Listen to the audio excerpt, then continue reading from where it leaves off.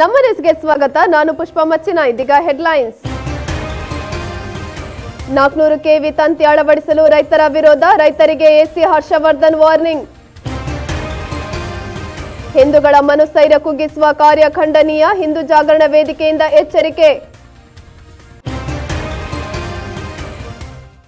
ಬಿಸಿ ರೋಡಿನ doctor B R Ambedkar ಭವನದಲ್ಲಿ ಉಚಿತ ಜೇನು ತರಬೇತಿ ಕಾರ್ಯಕ್ರಮ ನಡೆಯಿತು. ಬಂಟ್ವಾಳ ತೋಟಗಾರಿಕಾ ಇಲಾಖೆ ಹಾಗೂ ದಕ್ಷಿಣ ಕನ್ನಡ ಜಿಲ್ಲಾ ದಲಿತ ನಾಗರಿಕರ ಹಿತರಕ್ಷಣಾ ಯುವ ವೇದಿಕೆ ಬಂಟ್ವಾಳ ಘಟಕದ ಸಹಯೋಗದೊಂದಿಗೆ ಉಚಿತ ಜೇನು ತರಬೇತಿ ಕಾರ್ಯಕ್ರಮ ನಡೆಯಿತು. ಕಾರ್ಯಕ್ರಮವನ್ನು ಉದ್ಘಾಟಿಸಿದ ದಕ್ಷಿಣ ಕನ್ನಡ ಜಿಲ್ಲಾ ದಲಿತ ನಾಗರಿಕರ ಹಿತರಕ್ಷಣಾ ಯುವ ವೇದಿಕೆಯ ಬಂಟ್ವಾಳದ ಅಧ್ಯಕ್ಷ ಸತೀಶ್ ಅರಳ ಮಾತನಾಡಿ, ಅಂಬೇಡ್ಕರ್ ಹುಟ್ಟದೇ ಇದ್ದರೆ ದಲಿತರು ಸಮಾಜದ ಜತೆ ಬೆರೆಯುವುದೇ ಅಸಾಧ್ಯವಾಗಿದ್ದು, ಅವರು ಸಮುದಾಯಕ್ಕೆ ಸ್ವಾಭಿಮಾನದ ಜೀವನ ನೀಡಿದ್ದಾರೆ ಎಂದು ತಿಳಿಸಿದರು.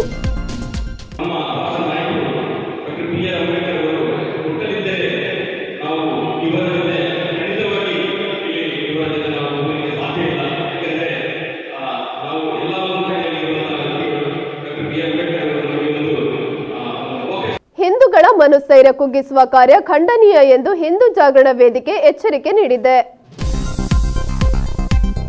ಬಿಸಿ ರೋಡಿನ ಪ್ರೆಸ್ ಕ್ಲಬ್ನಲ್ಲಿ ಕರೆದ ಪತ್ರಿಕಾಗೋಷ್ಠಿಯಲ್ಲಿ ಮಾತನಾಡಿದ ಹಿಂದೂ ಜಾಗರಣ ವೇದಿಕೆ ಮಂಗಳೂರು ಗ್ರಾಮಾಂತರ ಜಿಲ್ಲಾ ಸಂಚಾಲಕ ನರಸಿಂಹ ಶೆಟ್ಟಿ ಅವರು, ಉದ್ದೇಶಪೂರ್ವಕವಾಗಿ ಪ್ರಕರಣಗಳನ್ನು ದಾಖಲಿಸಿ ಹಿಂದೂ ಸಂಘಟನೆಯ ಕಾರ್ಯಕರ್ತರ ಮನಸ್ಥೈರ್ಯ ಕುಗ್ಗಿಸುವ ಕಾರ್ಯ ಸರ್ಕಾರ ಹಾಗೂ ಪೊಲೀಸ್ ಇಲಾಖೆಯಿಂದ ನಡೆಯುತ್ತಿದ್ದು, ಇದು ನ್ಯಾಯವಲ್ಲ. ವಿನಾಕಾರಣ ಪ್ರಕರಣ ದಾಖಲಿಸುವ ಕಾರ್ಯದಿಂದ ಪೊಲೀಸ್ ಇಲಾಖೆ ಹಿಂದೆ ನಡೆಯಬೇಕು. ಒಂದು ವೇಳೆ ಹಿಂದೆ ಸರಿಯದೇ ಇದ್ದರೆ ಮುಂದೆ ನಡೆಯುವ ಎಲ್ಲ ಅನಾಹುತಗಳಿಗೆ ಜಿಲ್ಲಾ ಆಡಳಿತ ಹಾಗೂ ಪೊಲೀಸ್ ಇಲಾಖೆಯ ಹೊಣೆಯಾಗಿ ಅನುಭವಿಸಬೇಕಾಗುತ್ತದೆ ಎಂದು ಎಚ್ಚರಿಕೆ ನೀಡಿದ್ದಾರೆ.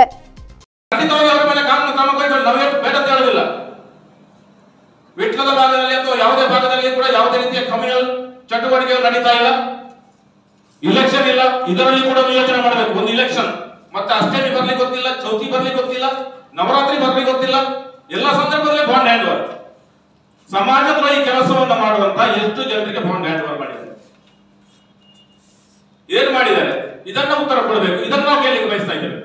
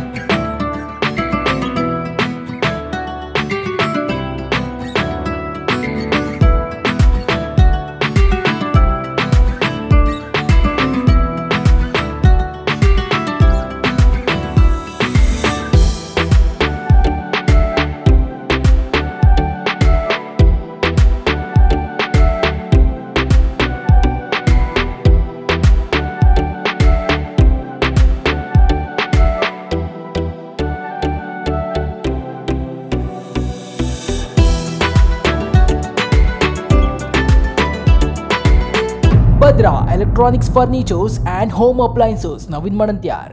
400 ಕೆವಿ ವಿದ್ಯುತ್ ಪ್ರಸರಣ ತಂತಿ ಅಳವಡಿಸಲು ರೈತರು ವಿರೋಧ ವ್ಯಕ್ತಪಡಿಸಿದ ಘಟನೆ ಬಂಟ್ವಾಳದ ಕಸ್ಬಾ ಗ್ರಾಮದಲ್ಲಿ ನಡೆದಿದೆ. ದುರ್ಬಳಕೆಯ ಖಾಸಗಿ ಜಮೀನಿನಲ್ಲಿ 400 ಕೆವಿ ವಿದ್ಯುತ್ ಪ್ರಸರಣ ತಂತಿಯನ್ನು ಅಳವಡಿಸಲು ಗುತ್ತಿಗೆ ಸಂಸ್ಥೆಯಾಗಿರುವ ಸ್ಟೇರ್ಲೈಟ್ ಪವರ್ ಕಂಪನಿ ಪೊಲೀಸ್ ಭದ್ರತೆಯೊಂದಿಗೆ ಜೆಸಿಬಿ ಮೂಲಕ ಮರಗಳನ್ನು ಉರುಳಿಸಿ ನೆಲಸಮತಟ್ಟು ಮಾಡುವ ಕೆಲಸವನ್ನು ಆರಂಭಿಸಿತ್ತು.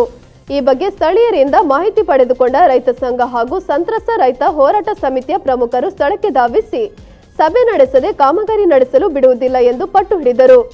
ಸ್ಟೇರ್ಲೈಟ್ ಕಂಪನಿಯ ಸಿಬ್ಬಂದಿಗಳಿಗೆ ಮುತ್ತಿಗೆ ಹಾಕಿದ ಸಂದರ್ಭ ಬಂಟ್ವಾಳ ನಗರ ಠಾಣಾ ಎಸ್ಐ ರಾಮಕೃಷ್ಣ ಹಾಗೂ ಸಿಬ್ಬಂದಿಗಳು ಸ್ಥಳಕ್ಕೆ ತೆರಳಿ ರೈತರನ್ನ ಮನವೊಲಿಸುವ ಪ್ರಯತ್ನ ನಡೆಸಿದರೂ ಅವರು ಜಗ್ಗಿರಲಿಲ್ಲ. ಬಳಿಕ ಬಂಟ್ವಾಳ ತಹಶೀಲ್ದಾರ್ ಅರ್ಚನಾ ಡಿ ಭಟ್ ಹಾಗೂ ನಗರ ಪೊಲೀಸ್ ಠಾಣಾ ವೃತ್ತ ನಿರೀಕ್ಷಕ ಅನಂತ ಪದ್ಮನಾಭ ಕೆವಿ ಸ್ಥಳಕ್ಕೆ ಆಗಮಿಸಿ ರೈತರನ್ನ ವಿನಂತಿಸಿದರು. ಸಭೆ ನಡೆಸದೆ ಕಾಮಗಾರಿ ಆರಂಭಿಸಲು ಬಿಡುವುದಿಲ್ಲ ಎಂದು ಪಟ್ಟು ಹಿಡಿದರು. ಅಂತಿಮವಾಗಿ ಸಹಾಯಕ ಆಯುಕ್ತ ಹರ್ಷವರ್ಧನ್ ಅವರು ಸ್ಥಳಕ್ಕಾಗಮಿಸಿ, ಇದು ಕೇಂದ್ರ ಸರ್ಕಾರದ ಯೋಜನೆಯಾಗಿದ್ದು ನಿಮ್ಮ ಆಕ್ಷೇಪಗಳಿದ್ದಲ್ಲಿ ನ್ಯಾಯಾಲಯದಲ್ಲಿ ಕಾನೂನಿನ ಮೂಲಕ ಹೋರಾಟ ಮಾಡುವಂತೆ ತಿಳಿಸಿ ಕೆಲಸ ಆರಂಭಿಸಲು ಸೂಚಿಸಿದರು. ಜಿಲ್ಲಾಧಿಕಾರಿಗಳು ಹೇಳಿದರು, ಏನು ಈ ಕರ್ಪೆ, ಅರಳ ಮತ್ತು ಪಂಜಿಕಲ್ಲು ಬಿಕಸ್ಬಾ ಗ್ರಾಮದ ರೈತರು ಈ ಹಿಂದೆ ಹೈಕೋರ್ಟ್ಗೆ ಅಪೀಲ್ ಹಾಕಿದ್ರು. ಅವರು ಅಲ್ಲಿ ಕೂಡ ಅವ್ರಿಗೆ ಜಯ ಆಗಿದೆ. ಆದರೆ ಇವರು ಹೇಳ್ತಾರೆ ಇವರು ನಮಗೆ ಅವರ ಭೂಮಿ ಬಿಟ್ಟು ಬೇರೆ ಕಡೆ ನೀವು ಲೈನ್ ಹೇಳಿರಿ ಅಂತ ಹೇಳಿದ್ದಾರೆ. ಆದರೆ ಇವರು ಆ ಆದೇಶವನ್ನು ಧಿಕ್ಕರಿಸಿ ನಮಗೆ ಜಯವಾಗಿದೆ, ಅದು ನಿಮ್ಮ ಆದೇಶ ಬಿದ್ದು ಹೋಗಿದೆ ಅಂತ ಹೇಳ್ತಾ ಇದ್ದಾರೆ. ಇವತ್ತು ನಾವು ಹೇಳ್ತಾ ಇರುವಂಥದ್ದು ರೈತರ ಸಭೆಯನ್ನು ಕರೆಯಬೇಕಂತ ನಮ್ಮ DC ಅವರು, ಡಿಸ್ಟ್ರಿಕ್ಟ್ ಕಲೆಕ್ಟರ್ ಅವರು ಇಷ್ಟರವರೆಗೆ ಒಂದು ಸಭೆ ಕರೀಲಿಲ್ಲ.